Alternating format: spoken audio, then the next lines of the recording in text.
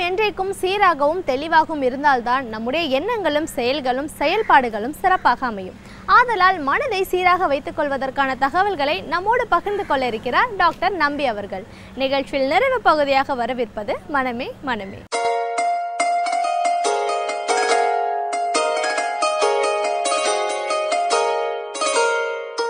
விடியலே வா தொடரில் மனமே மனமே நிகழ்ச்சியில் இன்றைக்கு மனநல பாதிப்புகளில் ஒன்றான மனப்பதட்ட நோய்களில் ஒன்றாக கருதப்படும் எண்ணம் மற்றும் செயல் சுழற்சி நோய் பற்றி பார்க்கலாம். அதாவது ஆங்கிலத்திலே இதை அப்சசிவ் கம்பல்சிவ் டிசார்டர் என்று சொல்வார்கள். நமக்கு வேண்டியவர்கள் சிலருக்கு, நமக்கு தெரிந்தவர்கள் சிலருக்கு சில வினோதமான பழக்கங்கள் இருப்பதை நாம் பார்க்கலாம். சிலர் திரும்ப திரும்ப கையை கழுவி கொண்டே இருப்பார்கள். அவர்களுக்கு திருப்தியே இருக்காது. 4 தடவை 5 தடவை கையை கழுவி கொண்டே இருப்பார்கள்.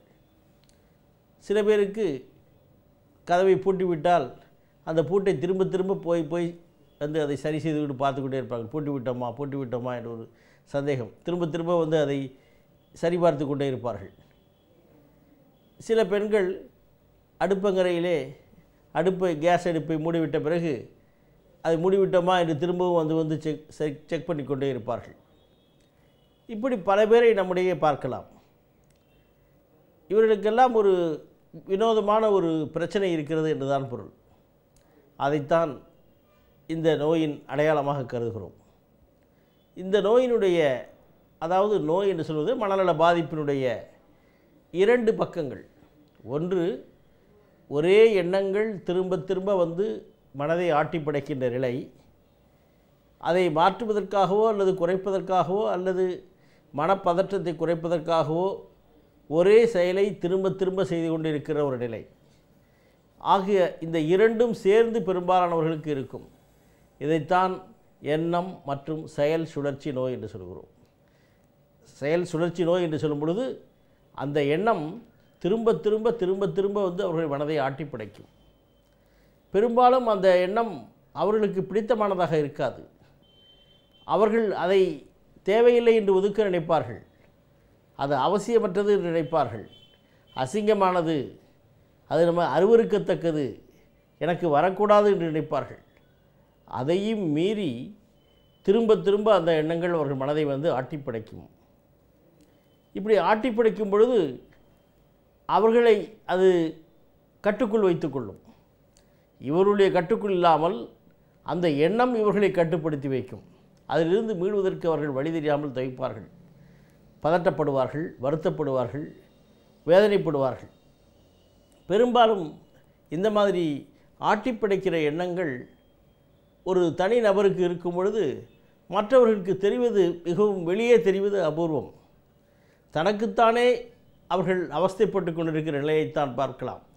சஃபரிங் இன் சைலன்ஸ் என்று சொல்லுவார்கள். மற்றவர்களுக்கு தெரியாது. அவர்களுக்கு மட்டுமே அந்த மனதிலே அரித்து கொண்டிருக்கும், ஆட்டி படைத்து கொண்டிருக்கும், திரும்ப திரும்ப வந்து தொந்தரவு பண்ணி கொண்டிருக்கும்.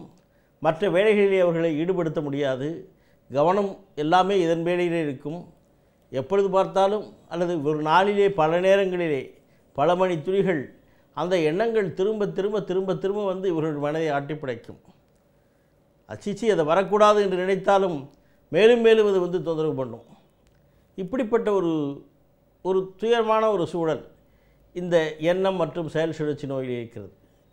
பெரும்பாலும் இந்த மாதிரியான எண்ணங்கள் ஒரு உருவமாக இருக்கலாம், ஒரு எண்ணமாக இருக்கலாம், அல்லது ஒரு கற்பனையாக இருக்கலாம், அல்லது ஒரு உந்துதலாக இருக்கலாம், ஒரு இம்பல்ஸ் என்று சொல்வார்கள்.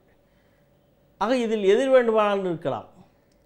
இதில் பெரும்பாலும் இருப்பது ஒரு ஏதாவது விஷக்கிருமி அல்லது நோய்க்கிருமி நம்மளை தொற்றிவிடுமோ, நோய்க்கிருமி நம்மை அறியாமல் உடம்பில் ஒட்டிக்கொள்ளுமோ, நமக்கு அந்த நோய் வந்து விடுமோ, அது நம்மளை பாதித்து விடுமோ, அல்லது நமக்கு ஏதாவது விரும்பத்தகாத விளைவுகள் ஏற்பட்டு விடுமோ, நாமோ அல்லது நமக்கு வேண்டியவர்களோ ஏதாவது விபரீத விளைவுகளை அடைந்து விடுவார்களோ, அவர்களுக்கு ஏதாவது இறப்பு வந்து விடுமோ என்கிற ஒரு பயம் திரும்ப திரும்ப வந்து கொண்டிருக்கும். இவர்கள் அதை அடக்க நினைத்தாலும் அது முடியாது, மீண்டும் மீண்டும் மேலே வந்து கொண்டிருக்கும். சில நேரங்களிலே கடவுளர்களை பற்றி கூட தப்பான எண்ணங்கள் வரும். கோயிலுக்கு சென்றால் தப்பான எண்ணங்கள், அருவருக்கத்தக்க எண்ணங்கள் வரும். சீச்சி இப்படி வரக்கூடாது, நாளைக்கு சுத்தமாக வர வேண்டும் என்று வருவார்கள். திரும்பவும் அதைவிட அதிகமாக காணப்படும். அவர்கள் கோவிலுக்கு போவதையே தவிர்த்து விடுவார்கள். சில நேரங்களிலே தன்னையை மீறி ஏதாவது நமக்குத்தாமே தீங்கு விளைத்து விடுவோமோ, கத்தி எடுத்து வெட்டி விட்கொள்வோமோ, அல்லது மற்றவர்களை ஏதாவது செய்து விடுவோமோ என்ற எண்ணம் இருக்கும்.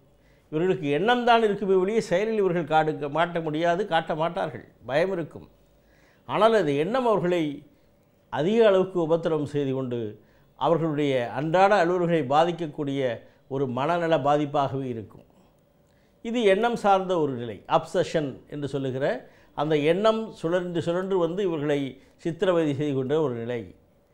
அடுத்தபடியாக பார்த்தால் ஒரே செயல் திரும்ப திரும்ப அந்த செயலை செய்ய வேண்டிய ஒரு நிர்பந்தத்துக்கு ஆளாகி, அது செய்யாவிட்டால் ஏதாவது ஆகிவிடுமோ, அது செய்யாவிட்டால் எனக்கு ஏதாவது நேர்ந்து விடும், இப்படி செய்யாவிட்டால் எனக்கு வேண்டிய மற்றவர்களுக்கு ஏதாவது ஆகிவிடும் என்கிற ஒரு கட்டாயத்திற்கு அவர்கள் தள்ளப்படுகின்ற ஒரு சூழ்நிலைக்கு வருவார்கள்.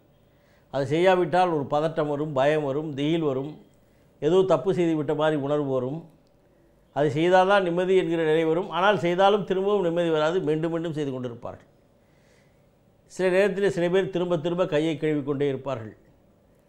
அவர்களுக்கு அதில் திருப்தியே இருக்காது. அல்லது குளித்து கொண்டே இருப்பார்கள். திரும்ப திரும்ப சோப்பை போட்டு அழுக்கு இருக்கிறது குளித்து கொண்டே இருப்பார்கள். சில சமயத்திலே எல்லாமே ஒரு கரெக்டாக இருக்க வேண்டும், ஆர்டராக இருக்க வேண்டும் என்று அடுக்கி வைத்து கொண்டே இருப்பார்கள். சில நேரங்களிலே ஏதாவது ஒரு அழுக்கு பழைய முட்டைகளை, பழைய பேப்பர்களை அடுக்கி கொண்டே இருப்பார்கள். அது எதற்கு என்றே தெரியாது. மற்றவர்கள் தூரம் இருந்தாலும் அதை கொண்டாந்து திருப்பி வந்து அடுக்கி வைத்து கொண்டிருப்பார்கள். ஹோர்டிங் என்று சொல்வார்கள். இப்படி பலவிதமான செக்கிங் என்று சொல்வார்கள், ஹோர்டிங் என்று சொல்வார்கள், கிளீனிங் என்று சொல்வார்கள்.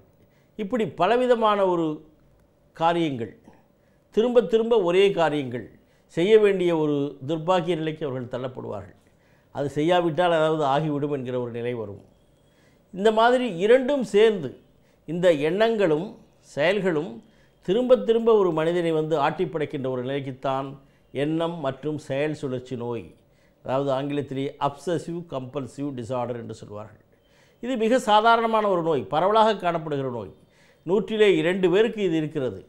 குழந்தைகளுக்கு கூட எப்பொழுதாவது வரலாம். பெரும்பாலும் 20லிருந்து 30 வயது வரை இருக்கும்.